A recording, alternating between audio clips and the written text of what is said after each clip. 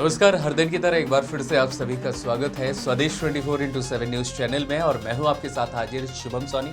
Bulletin में शुरुआत करेंगे खास खबरों के साथ। दुर्ग जनपद पंचायत में 15वें वित्त आयोग की राशि के वितरण को लेकर विवाद गहराता जा रहा है। विपक्षी जनपद सदस्यों ने आरोप लगाया है कि आयोग की राशि केवल 34 ग्राम पंचायतों को जारी की गई, जबकि 39 पंचायतों को इससे वंचित रखा गया।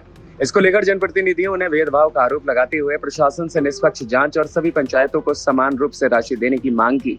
जनपद पंचायत उपाध्यक्ष राकेश कुमार हिरवानी ने आरोप लगाया कि 15वें वित्त आयोग की राशि के वितरण में पक्षपात किया गया है। उनका यह भी कहना है कि दुर्ग जनपद पंचायत की कुल 73 ग्राम पंचायतों में से केवल 34 पंचायतों की ही राशि आवंटित की गई, जबकि शेष 39 पंचायतों को कोई लाभ नहीं मिला।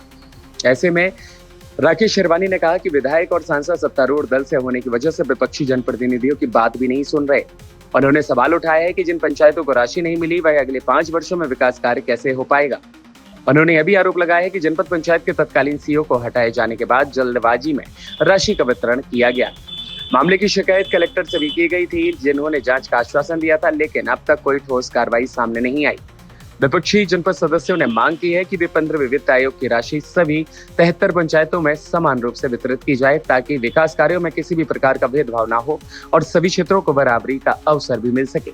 दुर्ग से दीपमाला सिन्हा की खास रिपोर्ट।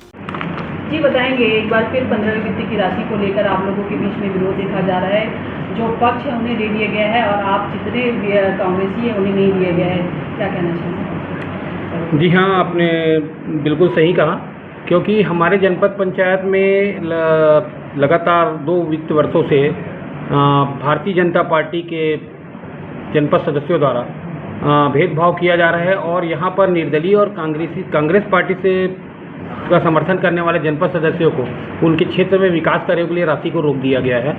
और जैसे कि मैं आपको सीधा बताना चाहूँगा कि पूर्व मैं भी जनपद सदस्य रहा और हमने 5 साल तक किसी प्रकार का भेदभाव नहीं किया, कोई कांग्रेस का हो चाहे भाजपा का हो।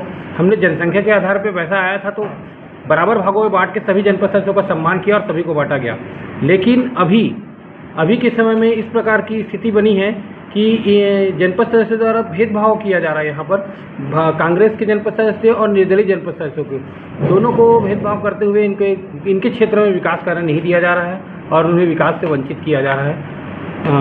यही है जी। अभी देखा गया है, वर्तमान में एक घटना हुई है जिसमें जिला पंचायत जनपद पंचायत सीईओ को हटाया गया, जिसके बाद तुरंत ये राशि आवंटित कर दी गई। क्या लगता है कि ये भी किसी सोची समझी साजिश के तहत हुआ है कि उनको हटाया जाए और तुरंत ये राशि का आवंटन कर दिया जाए?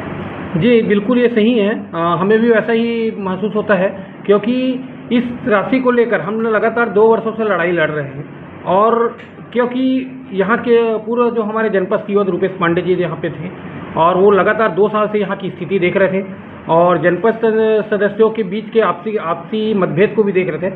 उसके कारण स्थिति को समझते हुए ग्रामीण क्षेत्र का विकास रुक जाएगा, वो बिना कलेक्टर साहब के निर्देश के बिना जारी नहीं करने का हमें आश्वासन दिए थे कि जैसा हमको ऊपर से निर्देश मिलेगा तो जारी करेंगे करके।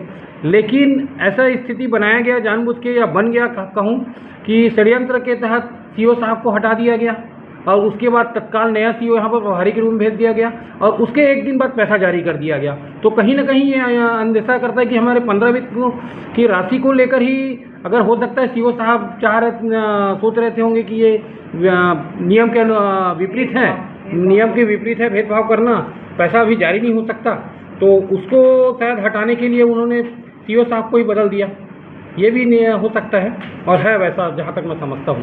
वही अध्यक्ष मैडम का कहना है कि ये 15वें वित्त की राशि के अलावा भी जैसे ग्रामीण क्षेत्र के विकास की बात की जाए तो उन्हें और भी अन्य मदों से भी पैसा आता है जिसके पैसे से वो विकास कर सकते हैं।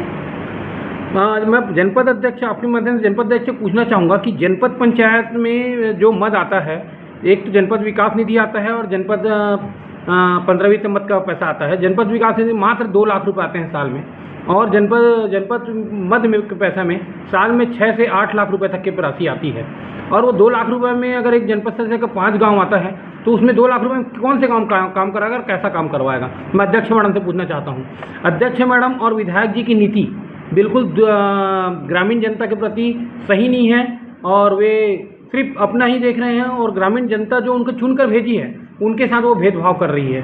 और हम तो ये चाहते हैं कि इसी तरह का व्यवहार रहा, क्योंकि जनपद सदस्य खासकर अभी जो स्थिति बनती है पंचायत में, जनपद में, तो जनपद में ये स्थिति बन रही कि उनके बीजेपी के ही जनपद सदस्यों को आपसी का तालमेल सही ढंग से नहीं है, उनके साथ अध्यक्ष मैडम का व्यवहार सही ढंग से नहीं है, और यही स्थिति रही तो हम बहुत जल्दी उसके लिए अध्यक्ष मैडम के लिए अविश्वास प्रस्ताव की भी तैयारी कर रहे हैं। इससे पहले भी आप लोग कलेक्टर महोदय के पास गए थे, आप लोगों ने कहा था कि सामूहिक रूप से इस्तीफा देंगे, उसके बाद भी जो राशि का बंटवारा कर दिया गया, कलेक्टर महोदय से आपने संपर्क किया था? जी, हमने कलेक्टर महोदय से संपर्क किया, तो इस मामले में चर्चा भी कि हमने कलेक्टर महोदय से अभी गए थे। कलेक्टर महोदय ने पहले तो ये हमें ये कहा कि बहुमत के आधार पर आवंटन हुआ है, ऐसा प्रतीत हो रहा है, लेटर में लिखा है, और उसके आधार पे उनको अधिकार है। तो हमारा यही प्रश्न था कि सर अगर बहुमत में बीजेपी के जनपद सदस्य एक तरफा ऐसा राय लेते हैं और 39 ग्राम पंचायत लगातार 5 सालों से विकास से विपरीत कर दिया अलग कर दिया जाएगा, क्या यह संभव है करके, तो कलेक्टर साहब का हमको संतोषजनक जवाब नहीं मिला। जो बहुमत में हो गया वो रखा जाएगा। और उन्होंने एक चीज़ और कहा, उसको मैं बताऊंगा आपको, कि हमारे विपक्षी जनपद सदस्यों ने उनके पास ये भी बात रखी है कि पूर्व में जनपद सदस्यों ने इस तरह का सौतेला व्यवहार किया था बीजेपी वाले के साथ। लोग एकदम उसको क्लियर, कलेक्टर साहब को भी क्लियर किया, सर आप जांच करवा लीजिए, हमने 5 साल जो पूर्व का है उसने पूरा बराबर भागों में आवंटन किया है, लेकिन अभी वर्तमान बीजेपी के सदस्य कलेक्टर को कहें, कलेक्टर साहब को कहें, चाहे बड़े अधिकारियों को, ऐसा बोलकर गुमराह करने का प्रयास कर रहे हैं। अभी आप लोग क्या चाहते हैं, आगे आप लोग की क्या रणनीति रहेगी इस संबंध में? हम आगे ये है कि हम ग्रामीण क्षेत्र में जाएंगे और विधायक जी के खिलाफ हम जनता को जरूर बताएंगे कि विधायक जी हैं जो अपने क्षेत्र के विकास को अपने जनपद सदस्यों के माध्यम से रोक के रखे हैं, और हमारे अध्यक्ष हैं मैडम जो कि पूरे ब्लॉक के अध्यक्ष हैं, उनको भी ये बिल्कुल नहीं है कि पूरे क्षेत्र में काम होना चाहिए। तो हम उनके लिए भी अविश्वास प्रस्ताव की तैयारी कर रहे हैं, अगर आवश्यकता पड़ी तो बहुत जल्दी अविश्वास प्रस्ताव लाएंगे। जी, अपना परिचय बता दीजिए। जी, मैं राकेश हिरवानी, उपाध्यक्ष जनपद पंचायत दुर्ग।